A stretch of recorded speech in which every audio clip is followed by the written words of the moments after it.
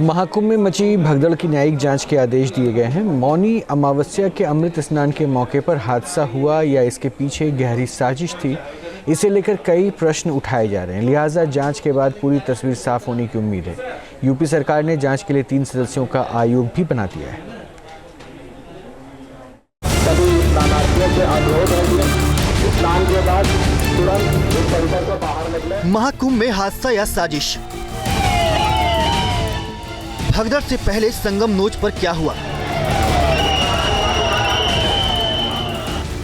क्या सनातन के महापर्व को बदनाम करने का षड्यंत्र हुआ?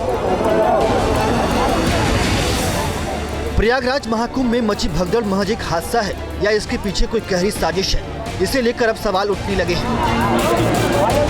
मौनी अमावस्या के स्थान पर 28 और 29 जनवरी की दरमियानी रात को जो हुआ उसने श्रद्धालुओं की परेशानी बढ़ा दी।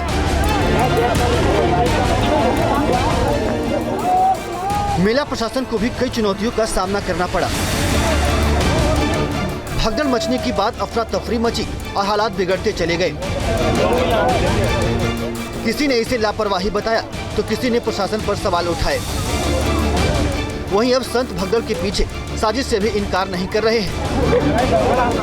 कुछ संतों का मानना है कि ये सब सनातन को बदनाम करने की साजिश हो सकती है, लिहाजा इसकी तह तक जाना जरूरी है ताकि दूध का दूध और पानी का पानी हो सके। हमको ऐसा लग रहा है कि साजिश ज्यादा इसने दिख रही है, क्योंकि वो लेटे हुए लोग थे, उन पर ही विपत्ति आई है। फूल बेचने वाले थे, उन पर विपत्ति आई है। यदि जनता जो चल रहे तो उन पर यदि कोई दिक्कत होती तो पहले उन पर चढ़ बैठते। उन्होंने पहले तो उन पर पैर नहीं रखा। इसका मतलब कोई नहीं, साजिश के तहत हमारे सनातन संस्कृति को धब्बा करने का प्रयास किया गया है। हम यही प्रार्थना करते हैं भगवान से और सरकार से यही कहेंगे, इसको अच्छी तरह से जांचो और इसके मूल में जाएगा किसने ये साजिश की है सनातन धर्म के प्रति, किसने इस प्रकार का यह अपना जो दुर्भाग्य पूर्ण अपना भाव प्रकट किया है, उसको दंडित होना चाहिए। भगदड़ की असली वजह क्या थी? हालात कैसे बिगड़े? रात में 1 से 2 बजे के बीच असल में क्या हुआ था? इन सवालों का जवाब तलाशने के लिए योगी सरकार ने न्यायिक जांच के आदेश दिए हैं।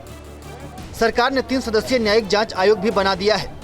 इस आयोग के अध्यक्ष पूर्व न्यायाधीश हर्ष कुमार होंगे, जबकि पूर्व डीजी वीके गुप्ता और रिटायर्ड IAS जीके सिंह को आयोग में शामिल किया गया है। आयोग एक समय सीमा के अंदर अपनी जांच रिपोर्ट सरकार को सौंपेगा।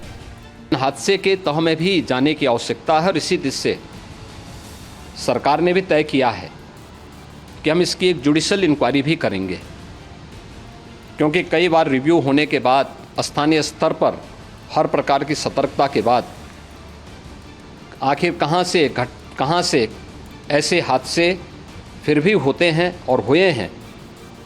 इसके लिए हम लोगों ने न्यायमूर्ति हर्ष कुमार के नेतृत्व में पूर्व डीजी श्री वीके गुप्ता और retired IAS Shri DK Singh, इन 3 सदस्यीय जुडिशियल कमीशन को भी इसके लिए गठित किया जा रहा है। न्यायिक जांच के साथ ही पुलिस भी अपने स्तर पर पूरे मामले की जांच करेगी। भगदड़ को लेकर अब तक जो भी तथ्य आए हैं उसी आधार पर पुलिस की टीम तहकीकात करेगी। पुलिस के स्तर पर भी अलग से हम लोग इसकी एक अलग से भी जांच करवाएंगे कि आखिर कहाँ पे ऐसे हादसे किन कारणों से हुए हैं, क्योंकि पहले से इस बारे में हमारी रणनीति थी कि इतनी बड़ी संख्या में श्रद्धालु वहाँ पर आएंगे। मौनी अमावस्या के मौके पर अमृत स्नान के लिए प्रयागराज में मंगलवार से ही भारी भीड़ उमड़ने लगी थी। पहुंच गए। करीब 8 से 10 करोड़ श्रद्धालुओं का दबाव था। ज्यादातर लोग संगम नोच पर आस्था की डुबकी लगाना चाहते थे। देश के कोने कोने से आए श्रद्धालुओं के लिए प्रशासन ने पुख्ता इंतजाम का दावा किया, मगर भीड़ का दबाव इतना ज्यादा था कि मुसीबत बढ़ती ही चली गई। इस बीच कई लोगों ने VIP प्रोटोकॉल को लेकर भी शिकायत की, मगर प्रशासन ने साफ किया कि कोई भी VIP प्रोटोकॉल नहीं था। शासन ने सख्त निर्देश दिए थे कि कोई भी VIP प्रोटोकॉल नहीं होगा। आज मेला पुलिस ने, मेला प्रशासन ने कोई भी VIP प्रोटोकॉल एंटरटेन नहीं किया। जो भी मुख्य स्नान पर्व हैं आगामी, जैसे बसंत पंचमी का भी एक पर्व है जिसमें बहुत ज़्यादा भीड़ होती है उस पर भी कोई वीआईपी प्रोटोकॉल हम लोगों के द्वारा एंटरटेन नहीं किया जाएगा। महाकुंभ सनातन आस्था का सबसे बड़ा पर्व है। प्रयागराज में 144 साल बाद समुद्र मंथन जैसा संयोग बना है, लिहाजा करोड़ों श्रद्धालु आस्था की डुबकी लगाने लगातार पहुंच रहे हैं। मगर मौनी अमावस्या के मौके पर जिस तरह हालात बिगड़े उससे कई सवाल उठे हैं। इसीलिए सरकार ने न्यायिक जांच के आदेश दिए हैं। मकसद यही है कि इसकी तह तक पहुंचा जाए और सच्चाई सामने लाई जा सके।